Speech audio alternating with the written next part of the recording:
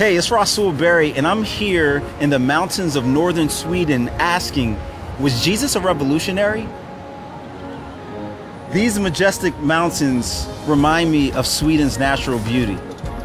A place so beautiful that there's a name, there's a word, allemansrätt, which means freedom to roam. There's a law attached to this idea that essentially gives the right of any person in the country the opportunity to camp, hike, walk anywhere in public or in private lands. And with that right comes a responsibility to take care of any lands that you happen to use. This principle reminds me of another message. It's called the Sermon on the Mount. Listen to Jesus' words. You've heard it said, love your neighbors and hate your enemies. But I tell you, love your enemies and pray for those who persecute you, so that you may be children of the Father in heaven. Love your enemies? What? How? Why?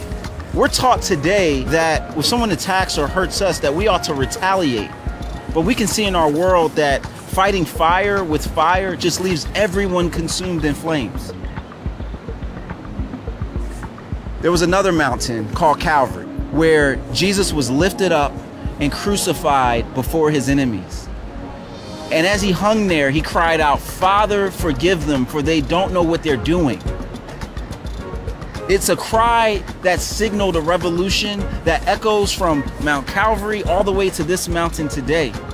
And it says that we have the strength to love in the midst of hate, that we can confront oppression without becoming oppressors, and that we can confront unrighteousness without becoming self-righteous as well. Jesus was a revolutionary. And that revolution is not finished yet.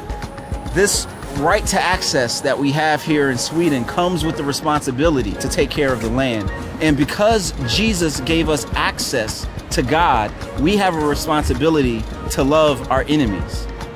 It's a love that, instead of revenge, calls for reconciliation, a reconciliation that makes possible the ability for someone who hurt or offended us to actually experience the same love and forgiveness that we have.